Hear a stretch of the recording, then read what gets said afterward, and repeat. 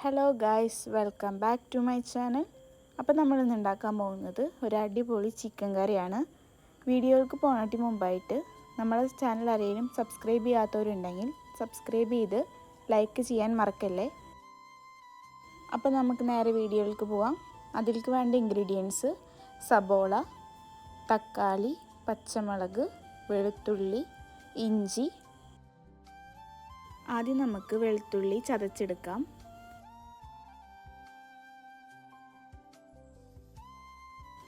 അപ്പോൾ വെളുത്തുള്ളി നന്നായി ചതഞ്ഞ് വന്നിട്ടുണ്ട്. അതിനുശേഷം നമുക്ക് ഇഞ്ചി ചതച്ചെടുക്കാം.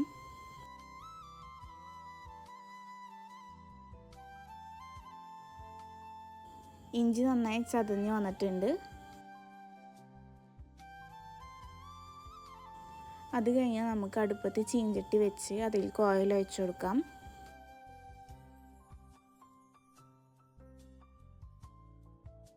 ഓയിൽ ചൂടായി കഴിഞ്ഞാൽ നമുക്ക് സബോള ഇട്ട് കൊടുക്കാം.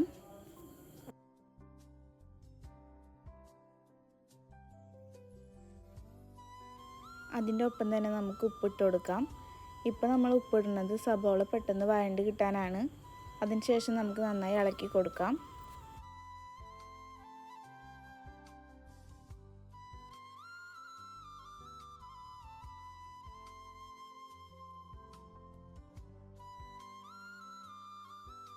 എന്നിട്ട് നമുക്കത് മൂടി വെക്കാം.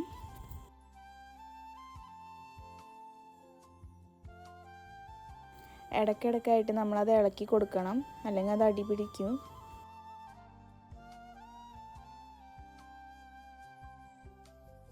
അപ്പം നന്നായി വഴണ്ട് വന്നിട്ടുണ്ട്.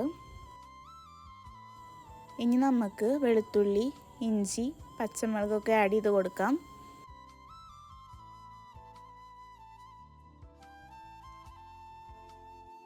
അത് നന്നായി വഴറ്റി കൊടുക്കാം. അത് നന്നായി വഴണ്ടി വന്നിട്ടുണ്ട്. അതിലേക്ക് നമുക്ക് തക്കാളി ആഡ് ചെയ്ത് കൊടുക്കാം. എന്നിട്ട് നന്നായി നമുക്കത് വഴറ്റി കൊടുക്കാം.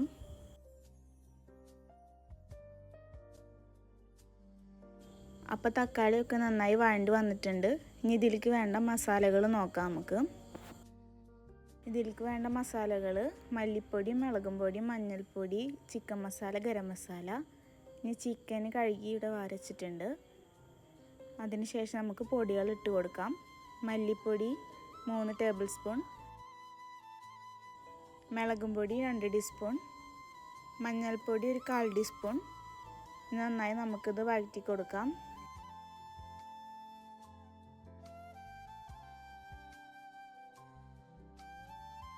കുറച്ച് വെള്ളം ഒഴിച്ച് നമുക്ക് നന്നായി വഴറ്റി കൊടുക്കാം.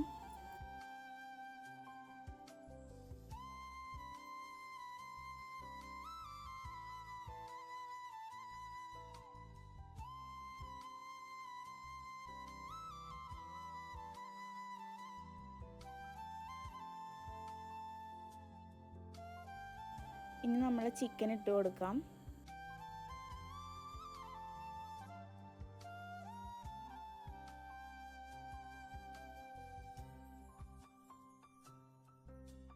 അതിനുശേഷം നമ്മൾ ചിക്കൻ വേവാനുള്ള വെള്ളം ഒഴിച്ചു കൊടുക്കാം.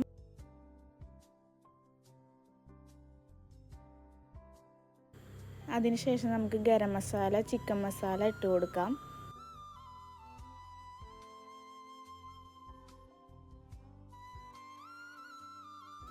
ഇനി നമുക്ക് അടച്ച് വെച്ച് വേവിച്ചെടുക്കാം. അത് കഴിഞ്ഞ് നമുക്ക് കറിവേപ്പില ഇട്ട് കൊടുക്കാം. അതിൻ്റെ ഒപ്പം തന്നെ നമുക്ക് മല്ലിയിലയും ഇട്ട് കൊടുക്കാം.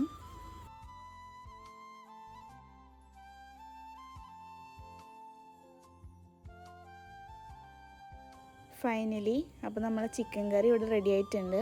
എല്ലാവരും ട്രൈ ചെയ്ത അഭിപ്രായം കമൻറ്റിലൂടെ അറിയിക്കണേ.